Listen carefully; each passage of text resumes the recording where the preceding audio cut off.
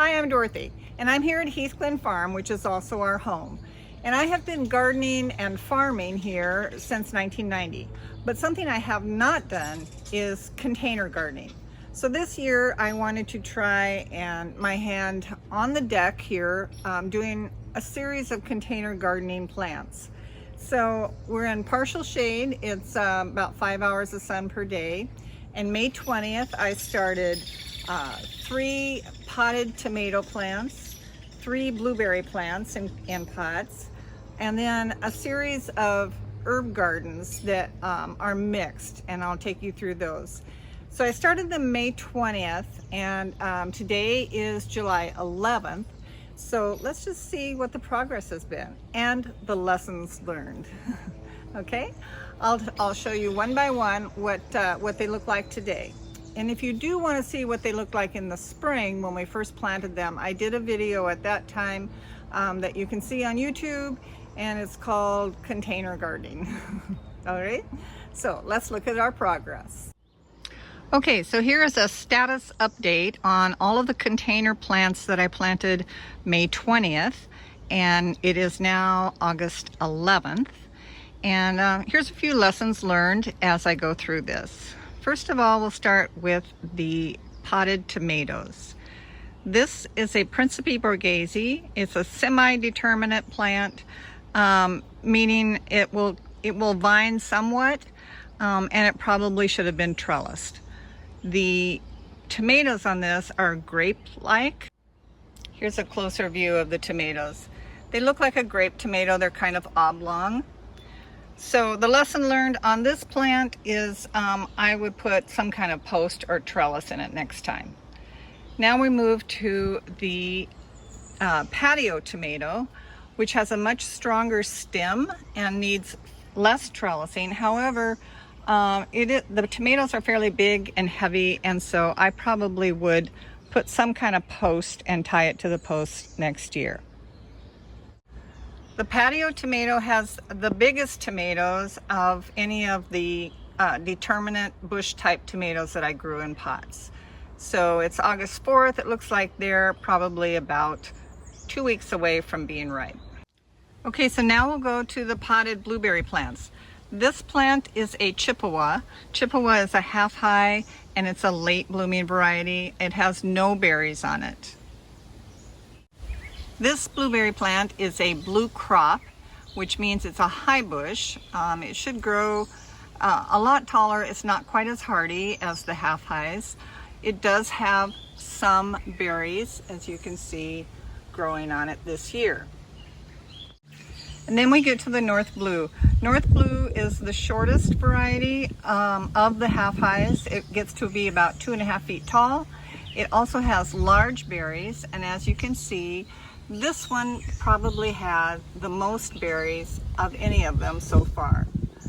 Now, blueberry plants are considered mature when they're 5 years old. Grown in containers, I don't know. I would assume that they're just going to keep getting more and more berries as they get older. That's what they do in the garden anyway. So those are the 3 blueberry plants. At the end of the season, I will protect them so that their roots don't freeze. As far as lessons learned here on the blueberry plants, they did really well. I was surprised that they did as well as they did. I think the lesson for blueberry plants in containers is going to be more for the winter, to see how they overwinter in pots. Okay, now the containers, the mixed containers that I did based on culinary types of things, except for that tomato in there. I did a Mediterranean pot, a Mexican pot, and a seafood pot. This is the seafood pot, and everything went wild. So the lesson learned with all of these mixed herbs basically is to use them. The more you use them and cut them, the bushier everything will grow. But as you can see, the tarragon on the left there is going like crazy. The dill has bolted essentially, so It should be turning into dill seeds eventually. The parsley is great, the variegated thyme is great, and the chervil is great. So I'm really happy with that pot. I just need to use it more. This pot is the Mediterranean pot, and it has herbs in it that can handle a lot of sun.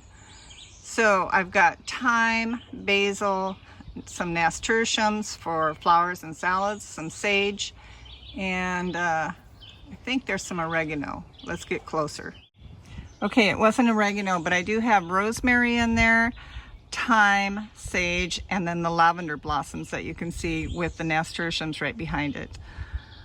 Everything grew wonderfully in this pot. I will say, just so you know, our deck is in part shade. It gets probably 6 hours of sun a day, but it gets a lot of shade also.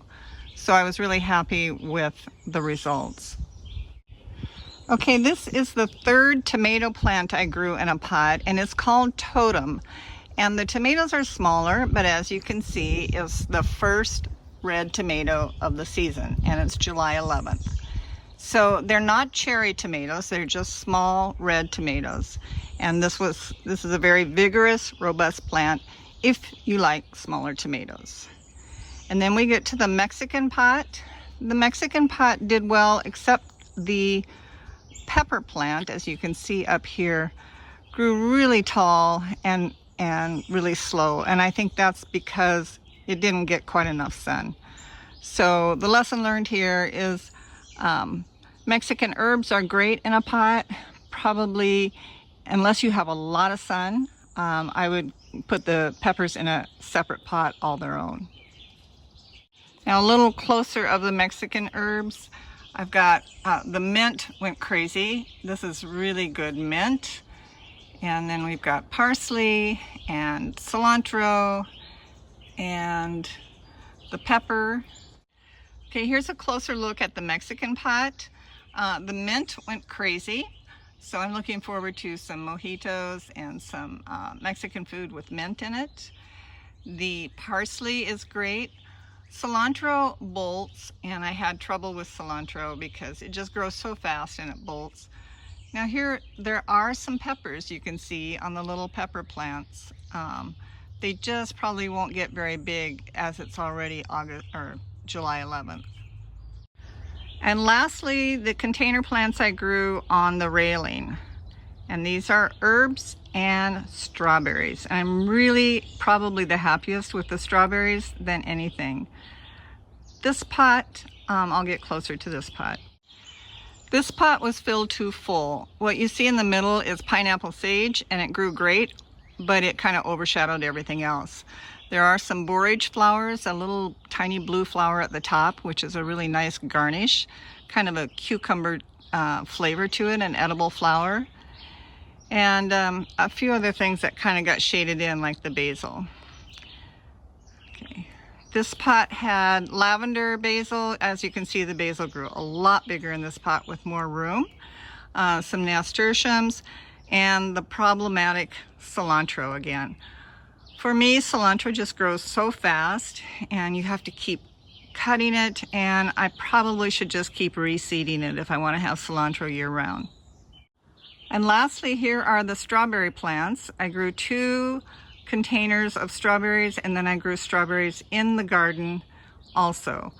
And I'm really happy with these strawberries because I got actually at least 3 cups of strawberries, and they were beautiful. They didn't grow in the ground, so they didn't have soil all over them. They were easy to take care of and water, and they didn't have pests. Outside in the garden there was a lot of pests, including bugs and critters, big pests that would eat the strawberries as soon as they got ready.